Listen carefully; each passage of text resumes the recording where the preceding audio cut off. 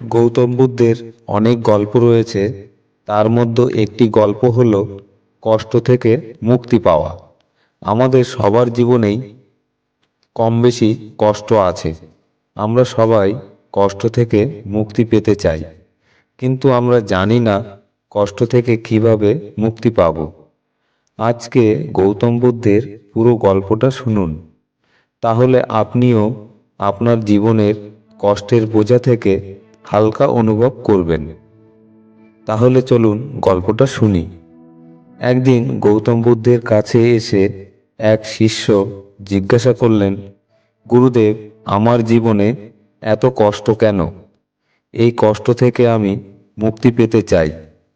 শিষ্যর কথা শুনে গৌতম বুদ্ধ মৃদু হেসে বললেন, তোমাকে একটি গল্প বলছি, মন দিয়ে শোনো।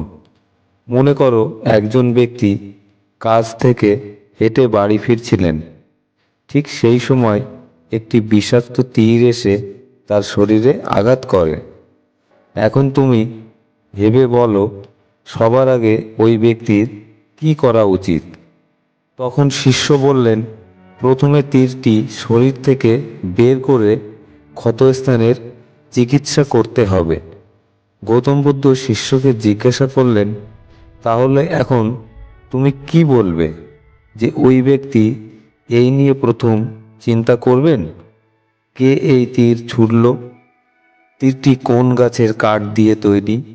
তীরে কোন প্রজাতির বিষ ছিল? এই সমস্ত প্রশ্নের উত্তর খুঁজবেন, নাকি আগে তিনি চিকিৎসা করবেন?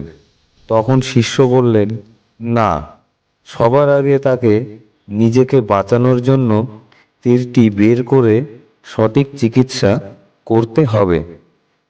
তখন গৌতম বুদ্ধ বললেন, ঠিক তাই, আমাদের জীবনেও এমনই হওয়া উচিত।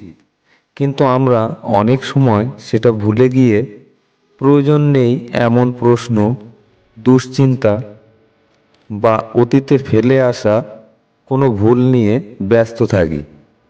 আসলে কিন্তু এগুলোর কোনোটাই আমাদের সমস্যার সমাধানে সাহায্য করে না। তাই তোমার উচিত সমস্যার আসল কারণ খুঁজে তার সমাধানের পথে কঠোর মনোযোগ দেওয়া। তুমি সফল তখনই হবে যখন তুমি সময় ও শক্তি সঠিক কাজে ব্যয় করবে। জীবনের যে কোনো সমস্যা নিয়ে খুব বেশি চিন্তাভাবনা না করে তার সমাধানের পথ খোঁজা উচিত। প্রয়োজন নেই এমন বিষয় সবসময় এড়িয়ে চলুন এবং নিজের কাজের প্রতি মনোযোগ দিন।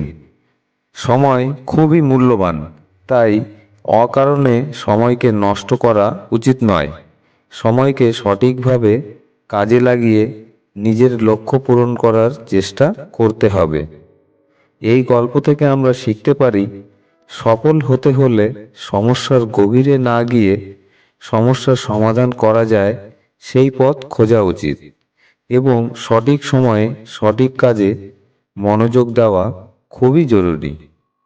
গৌতম বুদ্ধের শিক্ষা আমাদের জীবনে অনুপ্রেরণা যোগায় ও সঠিক পথে এগিয়ে যেতে সাহায্য করে। হাজারো যুদ্ধ জেতার থেকেও বড় জয় হলো নিজেকে জয় করা। নিজের শরীরের শক্তি এবং শারীরিক দুর্বলতা বুঝতে পারা ও আত্ম উন্নয়নে মনোযোগ দেওয়া সফল হওয়ার প্রথম ধাপ। খুব দুঃখ বা সুখ থেকে মুক্তি পাওয়ার সহজ পথ হল মধ্যপথ ব্যবহার করে চলা। অনেক সময় জীবনে চলার পথে সীমাহীন আনন্দ বা হতাশা আমাদের সামনে আসে।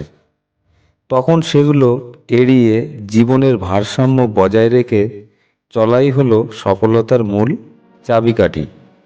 ভবিষ্যতের কথা বেশি চিন্তা না করে বর্তমানে তুমি তোমার কাজ করতে থাকো। যখন নিজের কাজের প্রতি মনোযোগী হবে, তখন ফলাফল খুব সহজেই আসবে। সব ধরনের জীবের প্রতি দয়ালু হতে হবে, কারণ এই পৃথিবীতে সকলেই খুব দুঃখ কষ্ট সহ্য করে বেঁচে আছে। অন্যদের যাতে মঙ্গল হয় সেই চিন্তা করলে সমাজের উন্নতি হবে। যা তোমাকে সফল হতে সাহায্য করবে।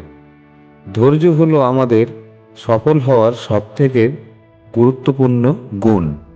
সঠিক সময়ে সঠিক পরিশ্রম করলে জীবনে সফল হওয়া সম্ভব। এই শিক্ষাগুলি শুধু সফলতাই নয়, জীবনের শান্তি ও সমৃদ্ধি অর্জনেও সাহায্য করে।